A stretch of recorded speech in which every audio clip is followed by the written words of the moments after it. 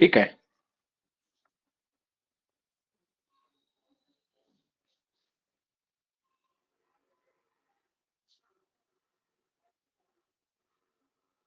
Start करूया आपण.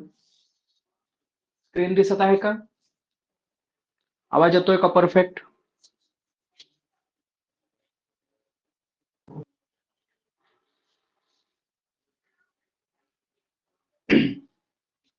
ठीक आहे. बघा तर कालच्या लेक्चरमध्ये आपण ईव्हीएस अर्थात परिसर अभ्यास भाग 1 पाहिला होता.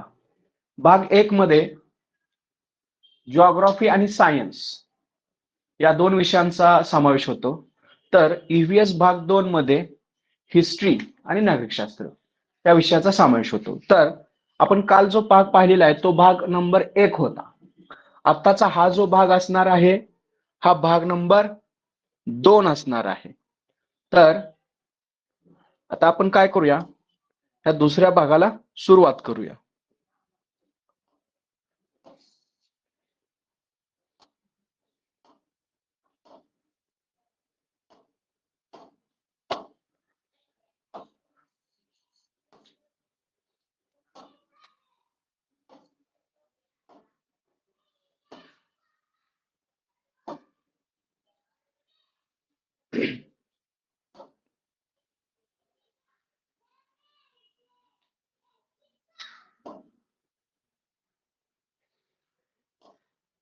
ठीक आहे. तर भाग नंबर 2 अर्थात ईव्हीएस हिस्ट्री 4th म्हणजे हा पार्ट 2 आहे. हा काय आहे? पार्ट 2 आहे. आता आपण यामध्ये काय पाहणार आहे, तर आपण यामध्ये इतिहास पाहणार आहे. इतिहासामध्ये जसं आपल्याला इतिहासामध्ये मध्ययुगीन, प्राचीन आणि आधुनिक तशाच पद्धतीने आता थोडा हा जो मध्ययुगीन इतिहास आहे म्हणजे शिवाजी महाराजांचा जो इतिहास आहे तो थोडा डीप मध्ये देण्यात आलेला आहे क्लास 4th मध्ये, आणि तो आपण आज पाहणार आहे थोडक्यात. बघा आता पुढं आपलं जे चॅप्टर आहे त्याच्यातील तो असा चॅप्टर आहे की शिवजन्मपूर्वीचा महाराष्ट्र. कधीचा महाराष्ट्र? शिवजन्मापूर्वीचा महाराष्ट्र.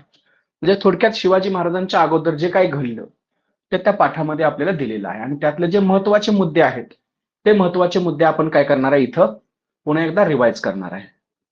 पहा आता, शिवाजी महाराजांनी महाराष्ट्रात स्वराज्य निर्माण केली. स्वराज्य म्हणजे स्वतःचे राज्य. स्वराज्य म्हणजे काय? स्वतःचे राज्य. महाराष्ट्राचा बराचसा भाग अहमदनगरचा निजामशहा, अहमदनगरचा कोण होता? निजामशहा, आणि विजापूरचा आदिलशहा या दोन सुलतानांनी आपापसात वाटून घेतला होता.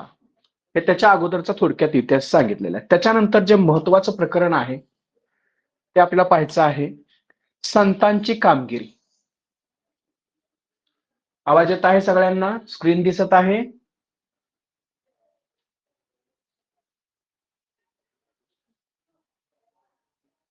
हॅलो, स्क्रीन नाही दिसत. बाकीच्यांना दिसते का?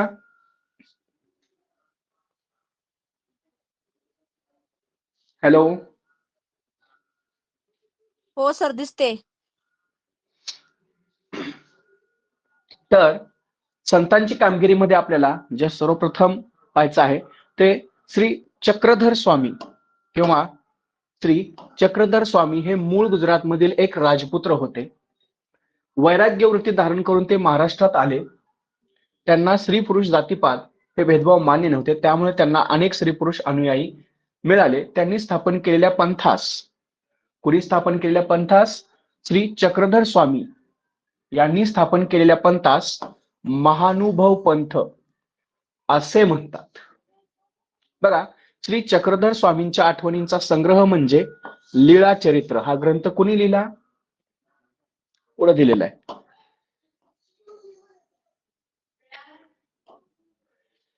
बघा, त्याच्यानंतर संत नामदेव, थोडक्यातच माहिती घेतोय आपण. विठ्ठलाचे भक्त, नरसी गावचे होते. 1 मार्क क्वेश्चन येऊ शकतो. संत नामदेवांनी भागवत धर्माचा प्रसारासाठी महाराष्ट्रभर संचार केला. हिंदी भाषेत पदे लिहिली. त्यांची काही पदे आजही शीख लोकांच्या गुरु ग्रंथ साहिब या धर्मग्रंथात समाविष्ट आहेत. संत ज्ञानेश्वर हे आपले गावचे होते. निवृत्तीनाथ सोपानदेव हे त्यांचे बंधू होते. मुक्ताबाई ही त्यांची बहीण होती. ताटी उघडा ज्ञानेश्वरा, आहो आपण दुःखी कष्टी होऊन कसे चालेल, जगाचे कल्याण कोण करेल, हा बहिणाबाईंनी ज्ञानेश्वरांना उद्देश केलेला आहे.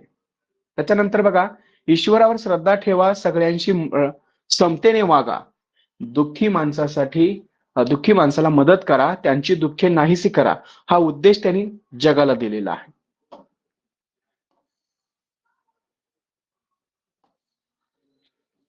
बघा, त्याबरोबर काय, ज्ञानेश्वरांनी मराठी भाषेतून ज्ञानेश्वरी हा मोठा ग्रंथ लिहिला. त्यांनी तरुण वयात पुण्याजवळ आळंदी येथे जिवंत समाधी घेतली. त्याच्यानंतर पुढचे जे आपले संत आहेत, थोडक्यातच आहे हे, डिटेलमध्ये पण आहे आपणास, परंतु या पुस्तकामध्ये ते थोडक्यात दिलेलं आहे. तर तुम्ही पुस्तकाचं रीडिंग करण्याऐवजी जर हे पॉइंट्स पुन्हा पुन्हा तुम्ही रीड केले तरी सुद्धा तुम्हाला त्याचा फायदा होतोय. म्हणून आपण काय केलं, ते पॉइंट्स घेतलेले आहेत. बघा, संत एकनाथ, संत नामदेव, संत ज्ञानेश्वर यांच्या कार्याची परंपरा संत एकनाथांनी पुढे चालवली. ते पैठणचे राहणारे होते. कुठले होते? पैठणचे होते. त्यांनी अनेक अभंग, ओव्या, भारुडे, काय काय लिहिलं? अभंग, ओव्या, भारुडे लिहिली. गोरगरिबांना, मागासलेल्या लोकांना त्यांनी जवळ केले. प्राणी मात्रांवर दया करा, असा त्यांनी लोकांना उपदेश केला. संत तुकाराम, शिवाजी महाराजांच्या काळात संत तुकाराम व संत रामदास हे संत होऊन गेले. संत तुकाराम हे देहू गावचे राहणारे. त्यांनी आपल्या वाटणीची कर्ज खाती इंद्रायणी नदीमध्ये बुडवले आणि अनेकांना कर्जमुक्त केले. त्यांनी लोकांना दया, क्षमा आणि शांती, कशाची? दया, क्षमा आणि शांती यांची शिकवण दिली. त्याचबरोबर त्यांनी काय म्हटलेलं आहे बघा, याच्यावर पण प्रश्न येण्याची शक्यता असते. काय म्हटलेलं आहे? जे का रंजले गांजले, काय म्हटलं? जे का रंजले गांजले, त्यासी म्हणे जो आपुले, तोची साधू ओळखावा, देव तेथेची जाणावा. हा समतेचा संदेश त्यांनी दिलेला आहे. त्यांचा अभंगच आहे तो. त्याच्यानंतर संत रामदास, जय जय रघुवीर समर्थ अशी रामदासांची गर्जना. त्यांचा जन्म मराठवाड्या गोदावरीच्या काठी जांब या गावी रामनवमीच्या दिवशी झाला. रामदास यांचे मूळ नाव नारायण, पण ते स्वतःला रामाचा दास म्हणू लागले. दासबोध त्यांनी लिहिलेला ग्रंथ कोणता आहे? दासबोध. या ग्रंथातून त्यांनी लोकांना मोलाचा उपदेश केला. सामर्थ्य आहे चळवळीचे, बघा, सामर्थ्य आहे चळवळीचे, जो जो करील तयाचे, हा संदेश त्यांनी लोकांना दिला.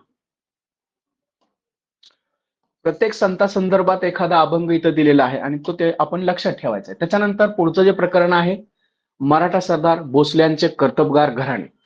आता याच्यामध्ये आपण लक्षात काय घ्यायचं आहे की विजयपूर आणि अहमदनगर येथील सुलतानाच्या पदरी अनेक मोठे मोठे मराठी सरदार होते. त्यात शिंदखेडचे जाधव, फलटणचे निंबाळकर, मुधोळचे घोरपडे, जावळीचे मोरे आणि वेरूळचे भोसले हे प्रमुख होते. सिंदखेडचे जाधव हे देवगिरीच्या यादवांचे वंशज. शिवरायांच्या मातोश्री जिजाबाई या सिंदखेडचे लखुजी जाधव यांच्या कन्या होत. पुढे काय सांगितलं होतं त्या प्रकरणामध्ये अजून? तर वेरूळच्या लेण्याजवळचे घृष्णेश्वराचे मंदिर मोडकळीस आले होते. वेरूळ गावचे पाटील मालोजीराजे भोसले हे थोर शिवभक्त होते. विठोजीराजे त्यांचे धाकटे भाऊ वेरूळच्या बाबाजीराजे भोसले यांची ही मुले. बघा, वेरूळचे कोण आहेत? बाबाजीराजे भोसले हे मूळ आहेत. आता याच्यानंतर बाबाजीराजे यांचे पुत्र मालोजीराजे आणि दुसरे पुत्र विठोजीराजे. बघा, ही मुले गावची पाटील की बाबाजी राजे भोसले यांच्याकडे होती. त्याच्यानंतर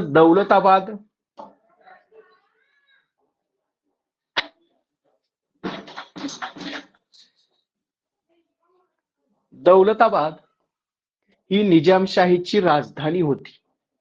निजामशाहीची राजधानी कोणती होती? दौलताबाद ही होती. तेथे मलिक अंबर नावाचा त्यांचा वजीर होता. निजामशहाने मालोजी राजांना पुणे व सुपे परगण्याची जहागिरी दिली. लखुजीराव म्हणजे निजामशाहीतील एक शूर व पराक्रमी सरदार होते. ते मोठा फौजफाटा बाळगून होते. निजामशहाच्या दरबारात त्यांची मोठी प्रतिष्ठा होती. त्यांनी शहाजीराजे व जिजाबाई यांचा विवाह मोठ्या थाटात साजरा केला. पुढे काय दिलंय? मागच्या वेळेस प्रश्न आला होता, आदिलशहाने शहाजीराजांना कोणता पुरस्कार दिला किंवा कुठला किताब दिला? तर कोणता किताब दिला होता? सरलष्कर. कुणी दिला होता? आदिलशहाने. कोणाला दिला होता? शहाजीराजांना. किताब देऊन त्यांचा सन्मान केला. शहाजीराजांच्या जहागिरीचे गाव पुणे होते. शिवनेरी हा पुणे जिल्ह्यातील जुन्नर जवळील किल्ला. त्याचे किल्लेदार विजयराज होते. शिवनेरीच्या किल्ल्यावर 19 फेब्रुवारी 1630 रोजी छत्रपती शिवरायांचा काय झाला? जन्म झालेला आहे. जिजाऊ व शिवराय कर्नाटकात असतात. इकडे पुणे जहागिरीची व्यवस्था दादाजी कोंडदेव हे पाहत होते. नाव महत्वाचं आहे, दादाजी कोंडदेव. पुढे काय दिलं आहे? ते कोंढाण्याची सुभेदारही होते. या काळात शहाजीराजांच्या आदेशाने पुण्यात एक मोठा वाडा बांधण्यात आला. त्याचे नाव होते लाल महाल. कुठं आहे? पुणे. लाल महल कुठे आहे? पुणे. पुढे बघा, दादाजी कोंडदेव आणि निजामशाहीचा वजीर मलिक अंबर यांचे कार्य व शेती सुधारणा आणि सारा वसुली या क्षेत्रात मोलाचे व मूलभूत किंवा पायाभूत असे काम आहे त्यांचं तिथं मांडलेलं आहे. त्याच्यानंतर मावळात राहणाऱ्या लोकांना मावळे म्हणत. मावळ हा एक प्रदेश आहे. मावळात राहणाऱ्या लोकांना मावळे म्हणत. मावळे इमानी, चप्पळ आणि कष्टाळू होते. त्याच्यानंतर जिजाबाई शिवबाला शिकवण देत. शिवबा भोसले यांचा पूर्वज श्री रामचंद्राने दृष्ट रावणाला मारले आणि प्रजेला सुखी केले. जाधवांचा पूर्वज श्रीकृष्ण त्याने दृष्ट कंसाला ठार केले आणि प्रजेला सुखी केले. श्रीराम आणि श्रीकृष्ण यांच्या वंशात तुझा जन्म झाला आहे. अरे, तर तू सुद्धा दृष्टांचा संहार करू शकशील. तू सुद्धा गरीब लोकांना खूप सुखी करू शकशील, असं ते सांगत त्यांना. त्याच्यानंतर आहे शिवरायांना पुण्याला पाठवताना रामराज निळकंठ पेशवे, बाळकृष्ण हनुमंते मुजुमदार, मानकोजी दहातोंडे, सरसोनबत, रघुनाथ बल्लाळ, सबनीस, सोनोपंत दबीर अशी मंडळी त्यांच्यासोबत होती. हे काय एवढं महत्वाचं नाहीये, परंतु माहिती असावं आपल्याला. शिवरायांचा विवाह निंबाळकर घराण्यातील सईबाई या मुलीशी झाला होता. पुण्याच्या नैऋत्येला असलेले रायरेश्वराचे देवालय हे मोठे रमणीय स्थान होते. शहाजीराजांनी शिवरायांची स्वतंत्र राजमुद्रा तयार केली होती. ती मुद्रा अशी होती बघा.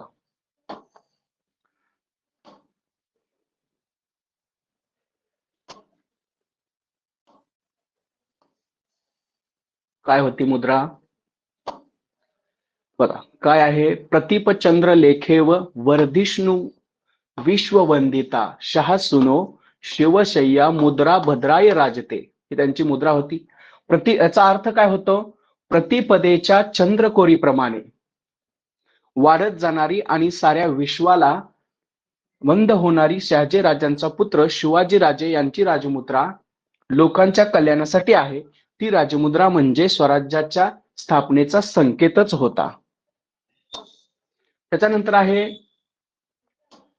बघा, त्या काळात राजमुद्रा बहुधा फारसी भाषेत असत. कुठल्या भाषेत असायची? फारसी भाषेत कोरलेली असत. पण शिवरायांची मुद्रा संस्कृत भाषेत होती.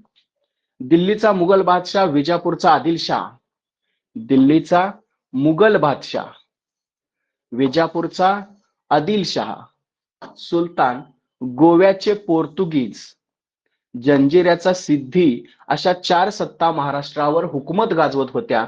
शहाजीराजांच्या जहागिरीची गाव पुणे शिवरायांकडे पुणे, सुपे, चाकण व इंदापूर या परगण्यांची जहागिरी होती. ठीक आहे. तर शिवनेरी हा पुणे जिल्ह्यातील जुन्नर जवळील किल्ला पुण्याच्या नैऋत्येस 64 किलोमीटर अंतरावरती कानत खोऱ्यात, कुठल्या खोऱ्यात आहे? कानत खोऱ्यात. कानत खोऱ्यात तोरणा किल्ला आहे. किल्ल्यावर 2 भक्कम अशा माच्या होत्या. एक झुंजार माची, पहिल्या माचीचं नाव होतं झुंजार माची, आणि दुसरी बुदला माची.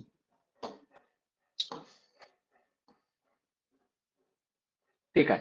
या किल्ल्यावर तोरणाजाई देवीचे देऊळ आहे. त्यावर त्या किल्ल्याला तोरणा हे नाव पडलेले आहे. कशावरून? तोरणाजाई देवीच्या देवळावरून.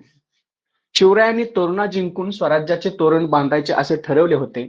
शिवरायांनी तोरणा किल्ला जिंकल्यानंतर या किल्ल्याला प्रचंडगड, म्हणजे तोरणा किल्ल्याचं दुसरं नाव कोणतं आहे? सांगा, तोरणा किल्ल्याचं दुसरं नाव कोणतं आहे?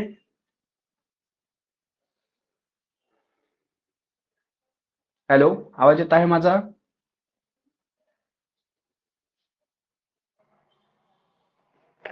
हा, कोणतं आहे? प्रचंडगड. हा, लक्षात ठेवायचं, याच्यावर पण प्रश्न येतो. तोरणा किल्ल्याचं नाव बदलून काय ठेवण्यात आलं होतं? तर ते तोरण्यापासून 15 किलोमीटर पूर्वेला मुरुंबदेवचा डोंगर आहे. तोरण्यावर सापडलेली काही धन मुरुंबदेवाच्या डागडुजीसाठी खर्च झाले. शिवरायांनी या किल्ल्याला नाव दिले राजगड. राजगडचं दुसरं नाव किंवा पहिलं नाव काय होतं? मुरुंबदेव. मुरुंबदेव, मुरुंबदेव. तर आपल्याला हे पण लक्षात ठेवायचं आहे. त्याच्यानंतर खडोजी आणि बाजी घोरपडे हे सरदार आदिलशहाच्या चाकरीत होते. आदिलशहाने त्यांना शिवरायांच्या विरुद्ध चिथावले. फलटणचे बजाजी नाईक निंबाळकर हे शिवरायांचे मेव्हणे होते. मोरे हे जावळीचे जहागीरदार, त्यांनी जहागीरदार पर्यंत होती. ते विजापूरच्या आदिलशहाचे जहागीरदार होते. आदिलशहाने त्यांना चंद्रराव, कुणाला दिला होता? मोरे, चंद्रराव हा किताब दिला होता. दौलतराव मोरे 1645 साली मरण पावले. त्यांच्या वारसांमध्ये यशवंतराव मोरे यांनी त्यांना मदत केली. त्याच्यानंतर बघा, शिवरायांनी अफजल खानच्या भेटीच्या वेळी चिलखत, वाघनखे, जिरेटोप, बिचवा आणि पट्टा असा पोशाख केला होता. शिवरायांच्या भेटीला जेव्हा अफजल खान येणार होते, त्यावेळी शिवरायांबरोबर वकील पंताजी, गोपीनाथ, जिवाजी महाला, संभाजी कावजी, येसाजी कंक, कृष्णाजी गायकवाड, सिद्दी इब्राहिम इत्यादी 10 अंगरक्षक त्यांच्यासोबत होते. बडा सय्यदचा वार आपल्या अंगावर घेऊन जिवाजी महाल्याने काय केलं? एका गावात त्याला ठार केले. होता जीवा म्हणून वाचला शिवा, अशी म्हण पुढे रूढ झाली. अफजल खानचा वधामुळे विजापुरात हाहाकार उडाला. त्या मागोमाग शिवरायांनी विजापूरकरांच्या ताब्यातील पन्हाळा, त्याच्यानंतर कोणता घेतला? पन्हाळा जिंकला. पन्हाळ गडावर तोफांचे आवाज, धारातीर्थ कोसळलेल्या बाजींच्या कानी, बाजी प्रभू देशपांडे कानी पडले. महाराज गडावर पोचले, मी माझी चाकरी बजावली, आता मी सुखाने मरतो, असे म्हणून बाजी प्रभू देशपांडे यांनी प्राण सोडला. त्याच्या पुढे आहे शाहिस्तेखानची फजिती. त्याच्या पुढचा टॉपिक आहे बघा. तर दिल्लीला औरंगजेब या मुघल बादशाह होता. त्याने आपला मामा शाहिस्तेखान, कुणाचा मामा कोण होता? औरंगजेबाचा मामा शाहिस्तेखान होता. याला शिवरायावर पाठवले. तो पुण्यावर चालून आला. शिरवळ, शिवापूर, सासवड अशी गावे घेत घेत शाहिस्तेखान आला. त्याने पुरंदर किल्ल्याला वेढा दिला. प्रथम त्याने चाकणचा किल्ला घेतला. चाकणच्या किल्ल्यात फिरंगोजी नरसाळे मोठ्या मर्दोकीने शाहिस्तेखानाचे मुकाबला केला. फिरंगोजी नरसाळाच्या शौर्यावर शाहिस्तेखान खुश झाला. त्याने त्याला बादशाहची चाकरीचे आमिष दाखवले, पण फिरंगोजी बदलला नाही. शाहिस्तेखान पुण्यात आला. त्याने शिवरायांच्या लाल महालात मुक्काम ठोकला. त्यात पुण्याच्या भोवतालचा मुलूक उद्ध्वस्त केला. बघा, शाहिस्तेखानची खोड मोडायची असे शिवरायांनी ठरवले. खुद्द शाहिस्तेखानच्या महालात मध्यरात्री शिरावे आणि त्याला उडवावे असा बेत शिवरायांनी केला. शिवरायांनी दिवस निश्चय केला. तारीख बघा, इथं तारीख महत्वाची आहे. तारीख काय आहे? 5 एप्रिल 1663 ची रात्र. वाजत गाजत लग्नांची वरात चालली होती. यावेळी शाहिस्तेखान गाढ झोपला होता. वाड्याच्या भिंतीला भगदाड पाडून शिवराय आत शिरले. त्यांचा स्वतःचाच वाडा होता तो. इतक्यात कोणीतरी तलवार घेऊन त्यांच्यावर धावून आला. शिवरायांनी त्याला ठार केले. त्यांना वाटले शाहिस्तेखान असावा, पण तो त्याचा मुलगा होता. त्याच्यानंतर पुरंदरचा वेढा आणि तह महत्वाचा टॉपिक आहे. त्याच्यानंतरचा औरंगजेब बादशाहच्या फौजा महाराष्ट्रात धुमाकूळ घालत होत्या. तेव्हा बादशाहवर जबर वचक बसवण्यासाठी शिवरायांनी सुरत शहरावर छापा घातला. सुरत शहरावर छापा घातला. सुरत म्हणजे त्यावेळची मोगली मुलखातील मोठी व्यापारपेठ होती. खूप सधन. सुरतेच्या लुटीत शिवरायांनी नीती सोडली नाही. लूट तर केली, परंतु नीती सोडली नाही. चर्च अथवा मशीद यांना हात लावला नाही. स्त्रियांना त्रास दिला नाही. मिर्झा राजे जयसिंग, नाव महत्वाचं आहे, मिर्झा राजे जयसिंग या आपल्या बलाढ्य सेनापतीला बादशहाने शिवरायावर धाडले. त्यांचा सोबतीला दिलेर खान हा आपला विश्वासू सरदार दिला. जयसिंग आणि दिलेर खान प्रचंड फौजेसह दक्षिण येऊन पोहोचले. सुरतेच्या मोहिमेवरून शिवराय परतताच सन 1664 मध्ये त्यांना कर्नाटकहून एक दुःखद बातमी समजली. शहाजी राजे यांचे शिकारीच्या प्रसंगी अपघाती निधन. 1664 शहाजी राजे यांचं अपघाती निधन. त्याच्यानंतर दिलेर खानने पुरंदरला वेढा दिला. त्याची फौज फार मोठी होती, पण पुरंदरचा किल्लेदार मुरारबाजी कोण होता? पुरंदरचा किल्लेदार मुरारबाजी मोठा जिद्दीचा वीर होता. हर हर महादेवची गर्जना करत मुरारजीबाजी आणि त्याचे मावळे मुघलांवर तुटून पडले. मुरारबाजी, तुझ्यासारखा शमशेर बहादूर मी आजवर पाहिला नाही. तू आमच्या बाजूला ये, कौल घे. बादशाह तुला सरदार करतील, जहागिरी देतील, बक्षीस देतील. त्यावर तो काय म्हणाला बघा. तो चवतळून म्हणाला, अरे आम्ही शिवाजी महाराजांची माणसे, तुझ्या कोण कोण घेतो? तुझा कौल आहे बर का, कौल. तुझा कौल कोण घेतो? तुझा कौल घेतो की काय? आम्हाला काय कमी आहे? तुझ्या बादशाची जहागिरी हवी कोणाला? दिलेर खानने अंबारीतून बाण सोडला. तो बाण थेट मुरारबाजीच्या कंठात शिरला. शिवराय स्वतःचे जयसिंगाकडे गेले. त्यावेळेस त्यांनी काय केलं? स्वतः जयसिंगाकडे गेले. त्यांनी त्याच्याशी मुसद्देगिरीची बोलणे केले. जयसिंग मोठा धूर्त होता. त्यांनी तह केला.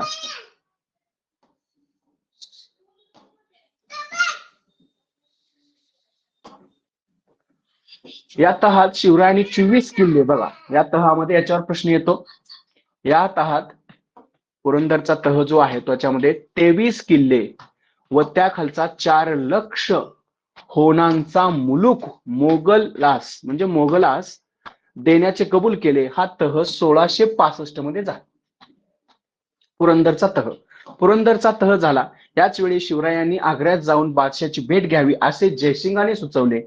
1665 लक्षात ठेवा. पुरंदरचा तह इतिहासामध्ये सणाने महत्व आहे किंवा ज्या महत्वाच्या तारखा आहेत त्याला पण महत्व असतं. तर बादशाच्या हातावर तोरी दिल्या. तर आपल्याला माहिती आहे ठरल्याप्रमाणे शिवराय बादशाच्या दरबारात गेले. छोटे संभाजीराजे सोबत होते. त्या दिवशी औरंगजेब बादशाह 50वा वाढदिवस होता. कितवा होता?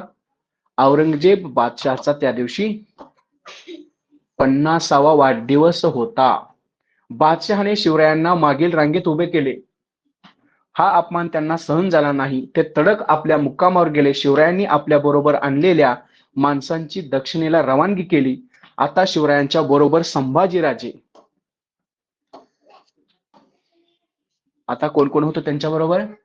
संभाजीराजे आणि हिरोजी फर्जत व मदारी मेहतर हे सेवक होते. एके दिवशी सायंकाळी शिवरायांनी हिरोजीला आपल्या जागी झोपवले. मदारीला त्याचे पाय चेपत बसवले. शिवराय व संभाजीराजे एक एक पेटाऱ्यात बसले. पुढे ठरलेल्या ठिकाणी ते सुखरूप पोहोचले. इतिहास माहितीच असेल तुम्हाला, फक्त आपण रिव्हिजन करतोय. इकडे हिरोजी आणि मदारी महाराजांचे औषध आणायला जातो असे सांगून ते तो निसटले. शिवराय रायगडा सुखरूप आलेले पाहून जिजामातेसह मातेस धन्य वाटले. पुढे 2 महिन्यांनी संभाजीराजे सुखरूप राजगडास येऊन पोहोचले. अशा प्रकारे मोठ्या युक्तीने बादशाच्या हातावर तुरी दिली, आपली सुटका करून घेतली. ही घटना 1666 मध्ये घडलेली आहे. पुढं महत्वाचं प्रकरण, गड आला पण सिंह गेला.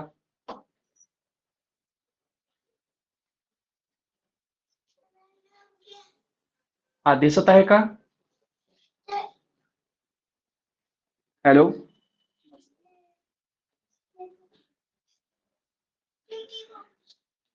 हा आवाज येत आहे, दिसत आहे का स्क्रीन? दिसते सर. हा, तर माहिती खूप आहे. तुम्ही टेक्स्ट बुक वाचाल किंवा नाही वाचाल, परंतु माहिती भरपूर असल्यामुळे काय केलेलं आहे आपण, ती याच्यामध्ये घेतलेली आहे. तुम्ही टेक्स्ट बुक समजा नाही वाचलं तरी तुम्हाला याच्यातून त्याचा अभ्यास व्हावा या दृष्टिकोनातून जे काही महत्वाचे मुद्दे आहेत, तो एकही मुद्दा टेक्स्ट बुक मध्ये सोडलेला नाही, तो इथं सरळ आपल्या स्क्रीनवरती आणलेला आहे. बघा आता, तर याच्यामध्ये पुन्हा काय लिहिलेलं आहे, गड आला पण सिंह गेला. अतिशय महत्वाची घटना शिवरायांच्या इतिहासातील. शिवरायांनी जयसिंगास 23 किल्ले अजून मुघलांकडे होते. कोंढाणा हा त्यातील एक महत्वाचा किल्ला होता. तानाजी आरंभापासून शिवरायांचा साथीदार होता. कोकणात महाड जवळ उमरठे गाव आहे, तिथला तो राहणारा. शिवाय महाराज जी कामगिरी सांगतील ती हाती घ्यायला तानाजी केव्हाही तयार होता. त्याचा एकुलता एक मुलगा रायबा. तानाजीच्या घरी रायबाच्या लग्नाची तयारी जोरात चालली होती. 4 दिवसावर येऊन ठेपले होते. तो शेलार मामा बरोबर घेऊन रायबाच्या लग्नाचे आमंत्रण देण्यासाठी शिवरायांकडे आला होता. शिवराय म्हणाले, शेलार मामा, तुम्ही रायबाचे लग्न उरकून घ्या. आम्ही स्वतः काही लग्नाला येऊ शकणार नाही, कारण आम्ही जातीने कोंढण्याच्या कामगिरीवर जाणार आहोत. शिवरायांचे शब्द ऐकताच तानाजी म्हणाला, महाराज, तानाजी जिवंत असताना आपल्याला जीवावरच्या कामगिरीवर आपण जाणार, मग आम्ही कशाला? ते काही नाही, आधी लग्न कोंढाण्याचे, मग रायबाचे. कोंढाण्याच्या कामगिरीवर मी जाणार, मला आशीर्वाद द्या. कोंढाणा किल्ल्यावर जयसिंगाने नेमलेला उदयभान राजपूत हा किल्लेदार होता. उदयभान. कोंढाण्यावरती कोण होता किल्लेदार?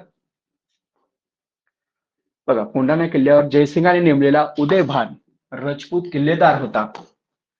तानाजी आपल्या धाकट्या भावाला म्हणाला, सूर्याजी, तानाजीचा धाकटा भाव कोण आहे?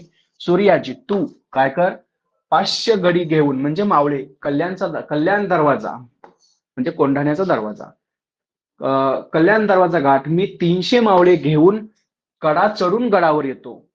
मावळ्यांनी गड सर केला, पण गड सर करताना तानाजी सारखा शूर मोहरा धारातीर्थी पडला.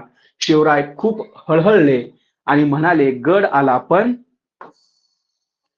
सिंह गेला. कोंढाण्याचे सिंहगड, अगोदर त्याचं नाव काय होतं? कोंढाणा होतं, त्याचं नाव काय झालं? सिंहगड हे नाव सार्थ झाले. ही घटना 1670 मध्ये घडली. पुढे उमरटे गावी जाऊन शिवरायांनी रायबाचे लग्न उरकून घेतले. त्याच्यानंतर एक अपूर्व सोहळा. बघा आता काय झालेलं आहे, रायरेश्वरच्या मंदिरात शिवरायांनी स्वराज्याची प्रतिज्ञा केली. कुठल्या देवळामध्ये? रायरेश्वराच्या मंदिरामध्ये शिवरायांनी स्वराज्याची प्रतिज्ञा केली. शिवरायांनी राजधानीसाठी रायगडची निवड केली. प्रतापगडच्या भवानी देवीच्या दर्शन घेतले. राज्याभिषेकाचे पौरोहित्य करण्यासाठी काशीहून गागाभट्ट आले. गागाभट्ट हिचे घराणे मूळ पैठणचे, पण काशीमध्ये स्थायिक झालेले. गागाभट्ट यांच्या हातात सोन्याची घागर होती. तिच्यात गंगा, सिंधू, यमुना, गोदावरी, कृष्णा, नर्मदा, कावेरी या 7 नद्यांचे आणि समुद्राचे पाणी त्यात भरलेले होते. घागरीच्या 100 छिद्रातून शिवरायांवर जलाभिषेक झाला. माँसाहेबांच्या भेटीनंतर महाराज सिंहासनावर बसले. त्यांच्याजवळ महाराणी सोयराबाई व युवराज संभाजीराजे त्याचबरोबर त्यांचं अष्टप्रधान मंडळ त्यांच्या दोन्ही बाजूला होते.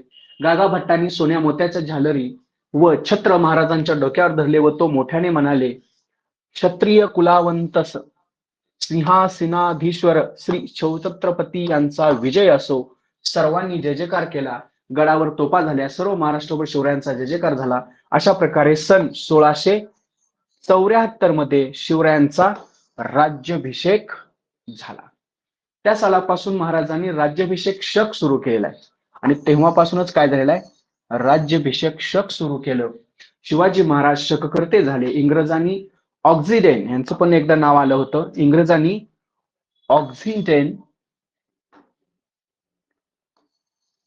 ऑक्झिडेन नावाचा आपला वकील नजराना घेऊन पाठवला होता. आपण जो फोटो पाहतो त्या फोटोमध्ये आहे तो राज्याभिषेकाचा जो फोटो आहे तो. राज्याभिषेकानंतर अल्पावधीतच म्हणजे 17 जून 1674 रोजी माँसाहेब मृत्यू पावल्या.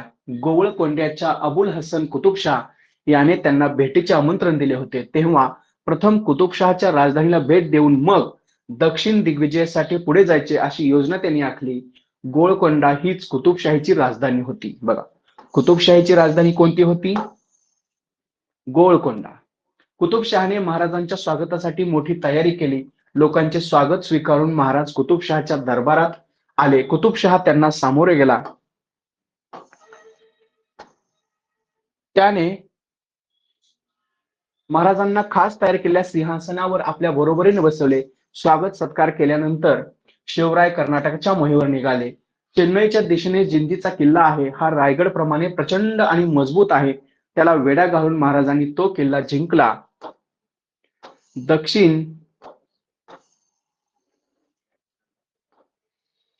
दक्षिणेत स्वराज्याचे एक मजबूत ठाणे तयार झाले. नंतर त्यांनी वेल्लूरच्या किल्ल्याला वेढा दिला. कित्येक महिने वेढा देऊनही किल्ला ताब्यात येईना. तेव्हा वेल्लूरच्या जवळच्या डोंगरावर शिवरायांनी त्या किल्ल्यावर तोफांचा मारा केला आणि हा किल्ला सर केला. त्यांनी कर्नाटकात एकूण 20 लक्ष कर्नाटकात एकूण 20 लक्ष उत्पन्नाचा प्रदेश आणि कित्येक छोटे मोठे किल्ले जिंकले. व्यंकोजी राजांची भेट घेतली. महाराजांनी आपले सावत्र भाऊ व्यंकोजी राजांना पत्रात लिहिले. यांना भेटीसाठी बोलावले. महाराजांनी व्यंकोजी राजांना पत्रात लिहिले, परक्या शत्रूंचा भरवसा धरू नये, पुरुषार्थ गाजवावा. कर्नाटकातील विजय मिळवून महाराज राजगडावर परतले. यावेळी महाराजांचे वय 50 वर्षाचे होते. 30-35 वर्ष त्यांनी सतत कष्ट केले होते. अशातच काय झालं, तारीख 3 एप्रिल 1680 सर्वांना दुःख सागरात लोटून शिवरायांनी जगाचा कायमचा निरोप घेतला. रयतेचा वाली गेला. ही पण घटना महत्वाची आहे, तारीख महत्वाची आहे. त्याच्यानंतर पुढे आहे गडकोटांचे आणि आरमाराचे व्यवस्थापन. आवाज येत आहे सगळ्यांना? दिसत आहे का स्क्रीन?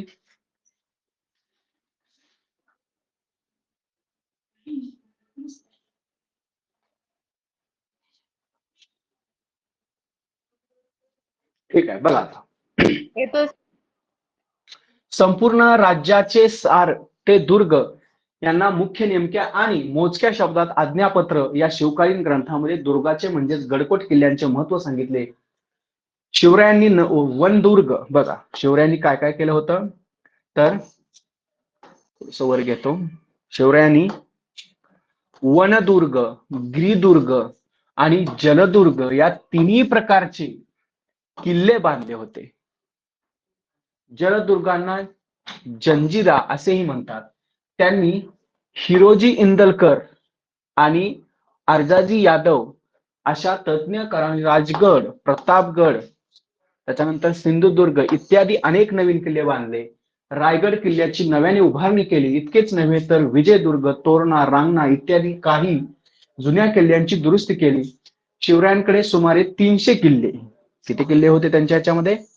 300 किल्ले. शिवाजी महाराजांचे धाकटे पुत्र छत्रपती राजाराम महाराज यांच्या आज्ञेवरून रामचंद्र पंत अमात्य यांना आज्ञापत्र हा ग्रंथ लिहिला असे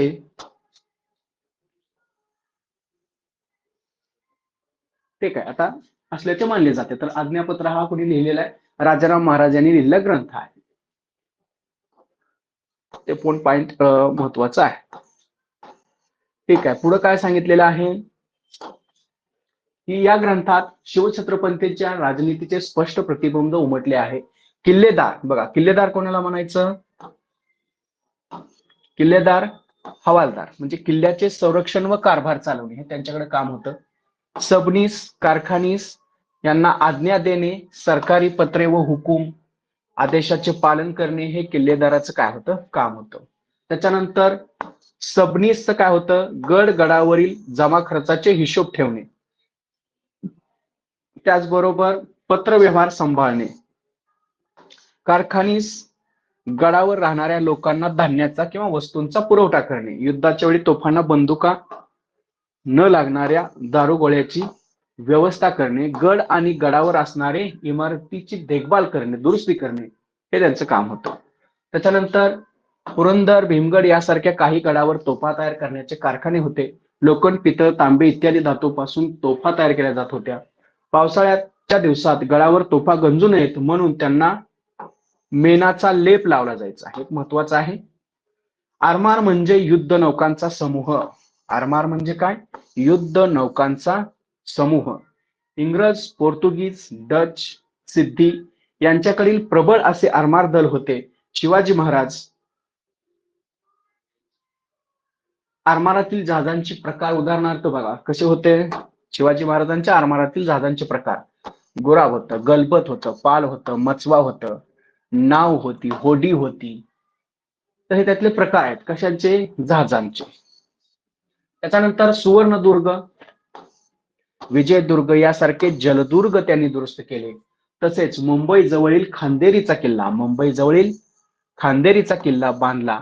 स्वराज्याच्या आरमारातील कोळी, भंडारी, आगरी यासारख्या विविध दर्यावर्दी जाती धर्माचे सैनिक होते. त्याच्यानंतर दौलत खान, मायनाक, भंडारी, पाटील, दर्यासंग, कान्होजी आंग्रे यासारखे नावाजलेले आरमारी योद्धे याच काळात प्रसिद्धीस आले. मराठ्यांच्या आरमाराचे मुळे इंग्रज, पोर्तुगीज, सिद्धी आणि डच अशा सागरातील शत्रूंना त्याचा दरार वाटू लागला. शिवछत्रपतींचा भारतीय आरमाराचे जनक, महत्वाचं आहे, शिवछत्रपतींना भारतीय आरमाराचे जनक म्हणून उचित असा गौरव केला जातो. बहिर्जी नाईक त्यांच्या हेर खात्याचे प्रमुख होते. कोण प्रमुख होतं? बहिर्जी नाईक. कशाचे? हेर खात्याचे प्रमुख होते. लोककल्याणकारी स्वराज्याचे व्यवस्थापन म्हणजेच काय आहे? अष्टप्रधान मंडळ. ठीक आहे, तर आता इथं आपण तो चार्टच उचलून घेतलेला आहे की अष्टप्रधान मंडळामध्ये पहिले जे होते, आवाज येत आहे सगळ्यांना? चार्ट व्यवस्थित करा. एखादा मार्ग इकडून 100% येण्याची शक्यता असते. बघा, तर अष्टप्रधान मंडळामध्ये काय आहे? 8 लोकांची नावं आहेत, त्याच्यामध्ये पद आहे आणि त्यांचं काम आहे. तर मोरो त्र्यंबक पिंगळे प्रधान होते. ते राज्यकारभार चालवणे हे त्यांचं काम होतं.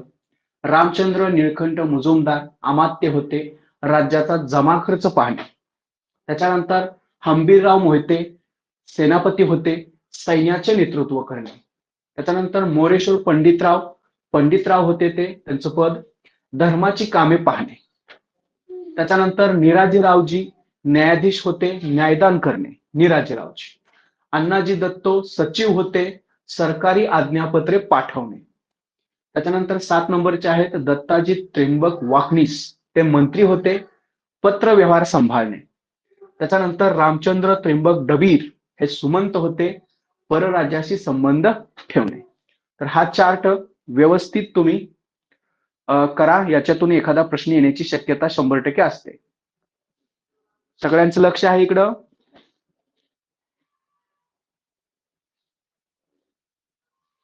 हॅलो,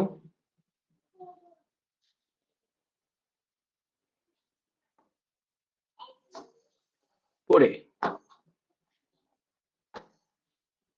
आता बघा काय आरमारासाठी लहान मोठ्या नावाचे जेवढे सूट इत्यादी तयार करावे लागतात त्यासाठी लाकूड लागते, म्हणून फक्त सागवानाची झाडे तोडावी तयार करावी लागतात त्यासाठी फक्त फक्त सागवानाची झाडे तोडावी. परंतु कोणत्याही परिस्थितीत आंबे, फणस इत्यादी झाडे तोडू नयेत असा शिवरायांचा हुकूम होता. राज्याला कायमस्वरूपी दुष्काळापासून मुक्त करण्यासाठी शासनाने जलयुक्त शिवार ही योजना सुरू केली आहे. मालाची वाहतूक करणारी खास जहाजे बांधून घेतली. त्याच्यानंतर बघा राजापूर सारखी व्यापारी बंदरे, राजापूर हे काय आहे? व्यापारी बंदर आहे, विकसित केली. त्याचप्रमाणे रायगडवर खास बाजारपेठ बसवली. पुणे शेजारी खेड शिवापूर ही वेगळी व्यापारपेठ सुरू केली. वीरमाता जिजाबाईच्या हुकमाप्रमाणे पुण्याजवळील पाषाण गावात एक नवीन पेठ करण्यात आली होती. तिचा उल्लेख जिजापूर म्हणून केला जात असे. कर्नाटकातील बेलवंडी येथील गडही जिंकण्यासाठी मराठी सैनिक गेले होते.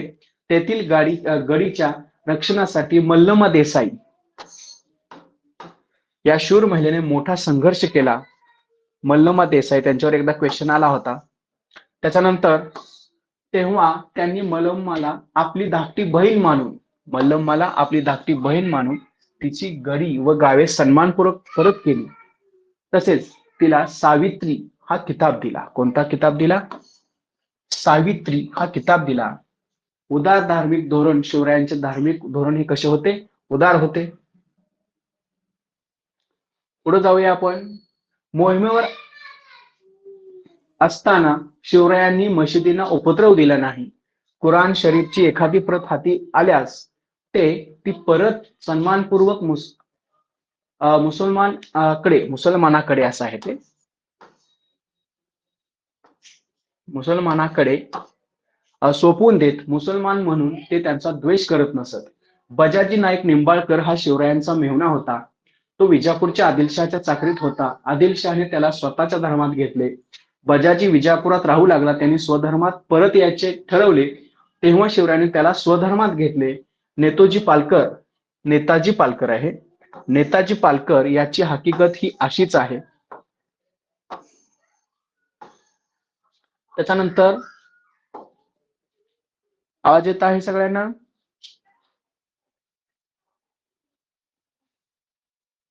हॅलो,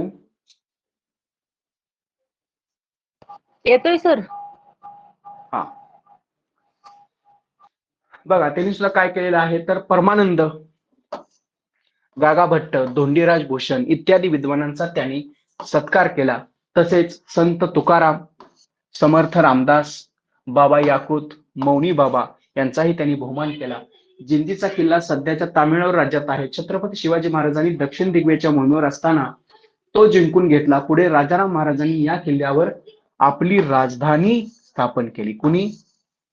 राजाराम महाराजांनी, शिवाजी महाराजांच्या नव्हते. ते त्या किल्ल्यावर असताना मुघलांनी त्याला वेढा दिला, परंतु राजाराम महाराजांनी त्या वेड्यात अडकूनही सुमारे 7 वर्षापर्यंत किल्ला लढवला. शिवाजी महाराजांनी दृष्टी ठेवून हा किल्ला अधिक मजबूत केल्यामुळेच त्यांना ते शक्य झाले. ठीक आहे, आता हे झालं 4थीचा इतिहास. आता हा 5वीचा इतिहास आहे. आतापर्यंत जो आपण इतिहास पाहिला तो होता 4थीचा. आता हा इतिहास कितवीचा असणार आहे? 5वीचा.